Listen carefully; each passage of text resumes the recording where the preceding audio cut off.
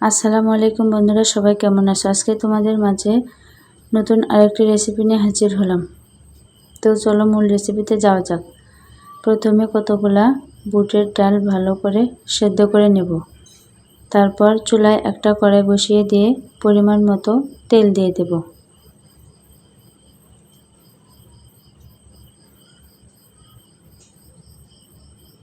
তেলটা কিছুটা গরম হওয়ার পর তাতে আদা রসুন বাটা, পেঁয়াজ বাটা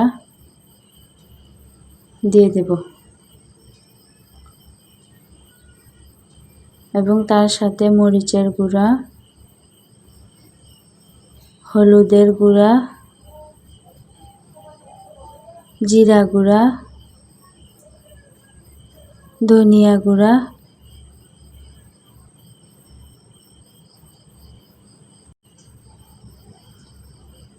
এবং স্বাদমতো লবণ দিয়ে দেব। তারপর তার সাথে একটা টমেটো কুচি দিয়ে দেব। তারপর সবগুলো উপকরণকে একটু তেলে ভেজে নেব।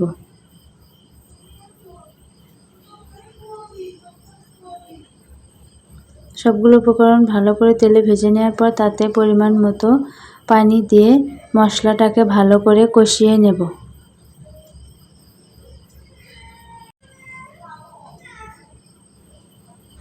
এমন নতুন নতুন রেসিপি পেতে চ্যানেলটা অবশ্যই সাবস্ক্রাইব করে সাথেই থাকুন। সজনেটাকে আমি এখানে আগে থেকে সেদ্ধ করে নিয়েছি। তারপর মশলাটা ভালো করে কষিয়ে নেওয়ার পর তাতে সেদ্ধ করে রাখা সজনে এবং বুটের ডালটা দিয়ে দেব। তারপর সবগুলো উপকরণকে নেড়ে চেড়ে একটু কষিয়ে নেব।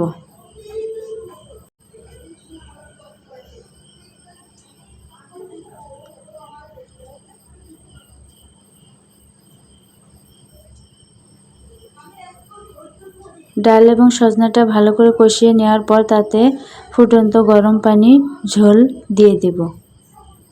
পরিমাণ মতো ঝোল দেওয়ার পর নেড়ে চেড়ে কিছুক্ষণ রান্না করে নেব।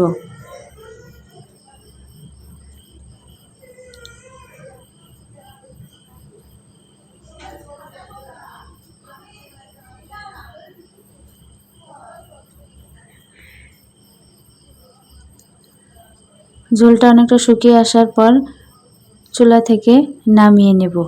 তারপর চুলায় একটা কড়াই বসিয়ে দিয়ে তাতে একটা রসুনের কোয়া কুচি কুচি করে কেটে দিয়ে দেব। রসুনটাকে ভালো করে ভেজে নেব। রসুনটা ভেজে নেওয়ার পর তার সাথে একটা পেঁয়াজ কুচি দিয়ে দেব। পেঁয়াজ এবং রসুনটাকে একটু লাল লাল করে ভালো করে ভেজে নেব।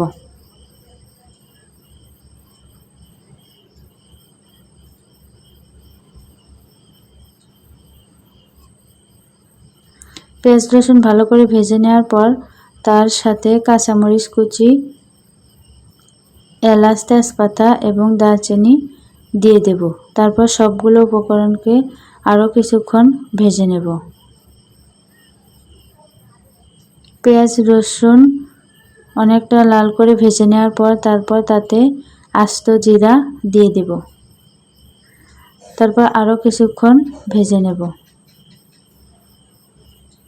সবগুলো উপকরণ ভালো করে ভেজে নেওয়ার পর আগে থেকে নামিয়ে রাখা ডালটা এতে দিয়ে কিছুক্ষণ রান্না করে নেব।